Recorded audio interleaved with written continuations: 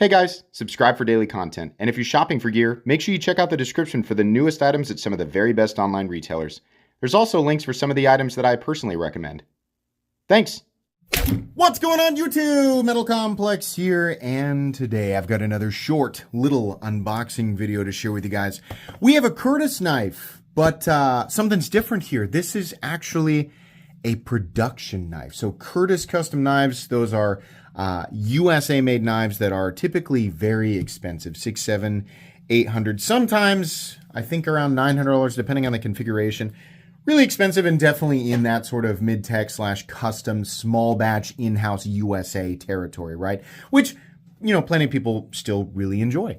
The problem is that not everybody can afford knives like that. Not everybody wants to pick up a knife at that price point. And so sometimes we see production variations of USA made knives. In fact, it's very, very common. Curtis now has a production knife, apparently. These are being made by Tuya. So that's pretty cool because it allows people who would otherwise be uninterested, it allows them to have better access to it. So pretty neat. Thanks so much to eKnives for sending this in. I was scrolling their site and I came across this and I thought, I had no idea that they even did this. So this is neat. I feel like it might be flying under the radar for a lot of people. I'll have this linked down in the description so you guys can check it out. It does help my channel when you use those links, but that's entirely up to you. Thanks to my patrons for supporting me. Make sure your notifications are turned on for the Metal Complex YouTube channel. This is on loan. I don't get to keep it. It's very kind of eKnives to loan me knives for content here. So we have that classic Tuya case. The box is a nice box, right? It says Curtis Production Series. That's about it. The knife itself, how cool. So the first time I reviewed a Curtis knife, I remember the first time I saw a Curtis knife was on Jim Skelton's channel, maybe 10 years ago. And it's kind of, I remember he was comparing the F3 to the XM18. It was very, the Curtis and the XM18, the Curtis F3 medium and the XM18 3.5 inch were very, very compared back then.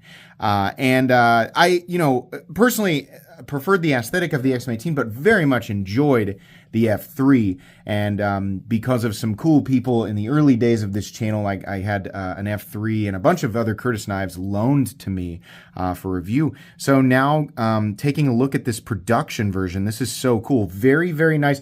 Flat and plain titanium, but this is Curtis style. He does do periodically, he'll do knurling and other texture patterns. You can actually go back on my channel and watch some very old overviews, some awkward early day Metal Complex overviews of Curtis custom knives and see some of the wild and crazy variations that I got my hands on. But this is very much the Curtis style, the Curtis pivot, right? Do we have, what's interesting is we did not do the crosshair pocket clip. That was something that, that's something that, you know, I feel like is kind of, you can even see it like on the box here. Typically that's on the pocket clip. We did a much more robust, much larger, in my opinion, probably might be a little bit too long, right? We'll see when we open it up.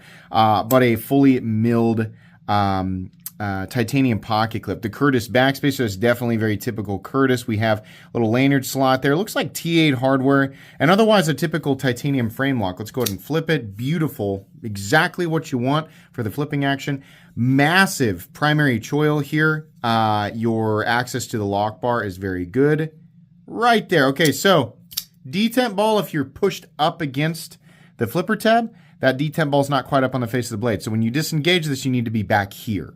And then you have no double clutch, right? So the point where the detent ball is up on the face of the blade is right here. It's pretty early, but that flipper tab starts to move. This is specifically for people who like to disengage frame locks with one hand, right? Instead of doing this, because this, you bypass that, that feeling of the detent ball entirely. If you disengage way at the top, that detent ball doesn't have enough room to get up there. So we need to back up to about right here, and then you're good, right? Action feels good. You can also use that opening slot to reverse flick it. It is a lot like an XM18 with a hole. I mean, it does in a lot of ways feel like that, right? And, you know, since these Curtis knives were much more prominent in the U.S. space, right? Not to say that they're, you know, that they're not. Curtis is, you know, definitely like a big figure in the U.S. knife space.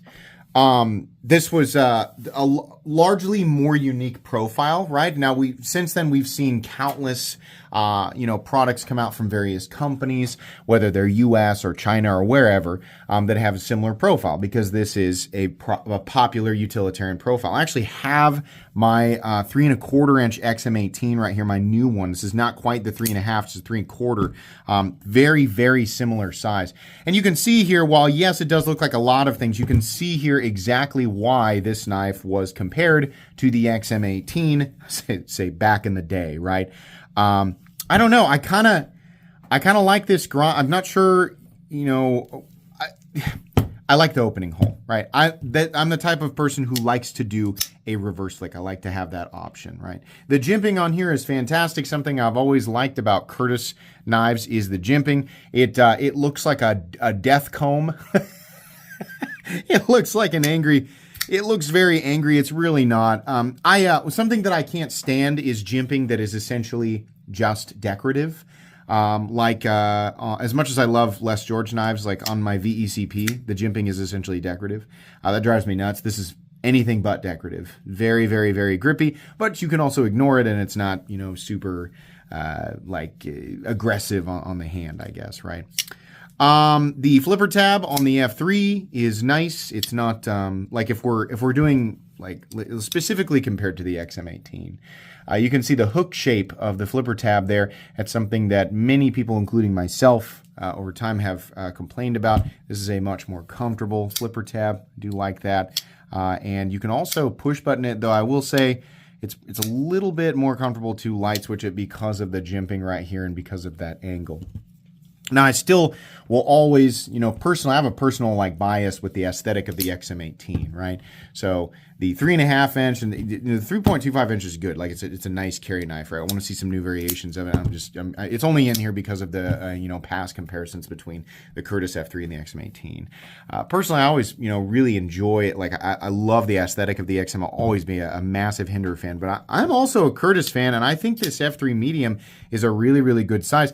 And it's nice now that we have a production version of it, again, made by Tuya in China, that is hundreds of dollars. I mean, they literally more than cut the price in half on this thing. And you still have, to my knowledge, this is M390 and titanium, so you still get all of those premium materials there. Your overall length of this guy, I hope that they decide to do the large one too. They have an F3 large that's 8.75 inches. That'd be nice if they do that. This guy comes in at 7.75 inches, 7.75. Maybe just a hair shy of that. And then your blade length on this guy is about, I'm going to say 3.25. Cutting edge is about 3 inches. So not quite an 8-inch knife, but not quite what I would call a medium-sized knife. It's still a pretty burly knife. It's just not massively cumbersome or anything like that. We do have some milling for weight reduction in there, so that's nice. To my knowledge, let's weigh it real quick and I'll talk about the price tag. Let's see. Weight, 5 ounces. That's right about where I expected it to be. I believe these guys come in somewhere between $300 and $325, which is quite a bit, right? We have two parties here involved with this project. Obviously, Curtis has to take a cut, and Tuya has to take a cut. It's flat titanium. It's got that, Curtis, look, it has the cool pivot, right? It's got a nice grind. It looks good. It's got the milled clip in the back spacer. Typically, this is a build that is, right around the 250 to 275 range if one party is involved. We have a second party involved, right? And so that has to be factored into the equation. That being said, it still feels a little bit high. I think I would have really, it would have felt like a lot better at 285 to 300. And I think these are 3 to 325. But, not terrible, not terrible at all. The product itself is very, very nice, and it's nice to feel a production version of this and know that people have the option to pick up a Curtis knife and not have to pay $600, $700, $800, right? So I'm gonna experience this and come back with a full-length review that you can watch and give you guys my full comprehensive thoughts, down the road here a couple of weeks from now. But that's going to be it for today. So I'll link this guy down in the description at eKnives, and you guys can check it out if you want to. Please make sure to follow me on Instagram at metal_complex. If you enjoyed this video, leave a like. If you'd like to check out my other content, I do, of course, have Lots of videos of knives that are either expensive or inexpensive that I do or don't like, so check those out. And if you enjoy all my content, go ahead and click on that Metal Complex logo right there and subscribe because there's definitely more coming. Thanks again for watching, everybody, and have a great day.